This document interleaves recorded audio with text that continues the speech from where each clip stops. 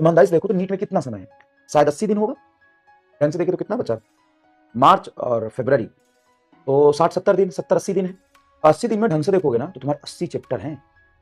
ऐसे 30 physics, 30 chemistry, 30 biology, तो 80-90 chapter हो गए। तो 80-90 चैप्टर को रिवीजन करना, अब इधर उधर ज़्यादा फैलोगे तो दिक्कत हो जाएगा। तो जो डायरेक्ट हिट करता है एग्जाम में उसको पहले देखो, नीट का पैटर्न समझो। नीट का पैटर्न हमेशा से कैसा रहा है पता है? नीट का पैटर्न हमेशा से ऐसा रहा है, चाहे वो नीट 2025 का ही पेपर क्यों ना हो, कि आप बायो को पहले इतना स्ट्रॉन्ग करें कि 40 मिनट में बायो करें, फिर आप 50-55 मिनट में केमिस्ट्री करें, फिर फिजिक्स के हमेशा, चाहे पेपर 24 जैसा है 25 जैसा है, आसान आसान सवाल ढूंढ के करो, ठीक है। फिर समय बचे तो टफ सवाल पे जाओ। देखो नीट 2025 में बार बार मैं कितनी बार याद दिलाऊं तुम्हें, जो 4 सवाल टफ थे वो किसी ने नहीं किए, 2-3 सवाल, लेकिन फिर भी लोग के सिलेक्शन हुए। सिलेक्शन टफ सवाल करने से नहीं होता है, सिलेक्शन इजी सवाल करने और टफ सवाल छोड़ने से होता है, और यही तुम्हारा प्रेजेंस ऑफ माइंड वहां पे होना चाहिए। समझ में आया?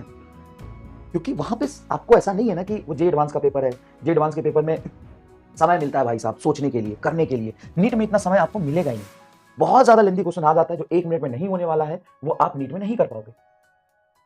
तो क्लास में क्यों किया हमने? कंसेप्ट बिल्डिंग के लिए, ताकि अगर हमारा लेवल नीट का ये है और हम यही पढ़ते रहे तो वही हार्ड लगे, थोड़ा सा और अच्छे लेवल की क्वेश्चन करेंगे, जेई मेंस पूरा कर लेंगे, जे एडवांस का रिलेवेंट क्वेश्चन कर लेंगे, तो हमारी सोचने की शक्ति, कलम चलाने की शक्ति ये बढ़ेगी। और जब कैपेबिलिटी बढ़ेगी, क्वेश्चन जितना ज्यादा प्रैक्टिस करेंगे, जितना ज्यादा कलम घिसेंगे, उतना ज्यादा सिलेक्शन की क्वालिटी बढ़ेगी। तो सबसे पहले आपको क्या करना है, सारे चैप्टर के जो मेन इंपॉर्टेंट थ्योरी है, सारे क्वेश्चन नहीं रिवीजन होता है। क्वेश्चन रिवीजन करने का मतलब तो क्वेश्चन प्रैक्टिस हो गया। तो रिवीजन और प्रैक्टिस में फर्क समझो। रिवीजन करना है आपको, रिवीजन का मतलब होता है कि जो भी, जैसे मैं मोशन इन स्ट्रेट लाइन की बात, तो मोशन इन स्ट्रेट लाइन में डिस्टेंस डिस्प्लेसमेंट समझाया, उसका रिवीजन करो। ग्राफ पे कैसे क्वेश्चन बनते हैं वो देखो, नॉर्मली कैसे फाइनल पोजीशन, इनिशियल पोजीशन से क्वेश्चन बनते हैं वो देखो। हर क्वेश्चन की प्रैक्टिस नहीं करनी। Average speed, average velocity, equal time और इक्वल डिस्टेंस में क्या होता है वो देखो, बस 1-2 सवाल देखो। फिर जाओ एक्सेलरेशन की थ्योरेटिकल डिस्कशन देखो। फिर कांस्टेंट एक्सेलरेशन पे कैसे सवाल बनते हैं, रेशियो वाले सवाल कैसे होते हैं वो देखो। फिर वेरिएबल एक्सेलरेशन में इंटीग्रेशन डिफरेंशिएशन कैसे करते हैं वो देखो, उस पर सवाल कैसे आए हैं।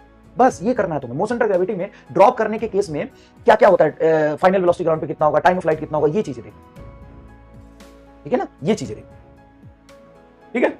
चलिए।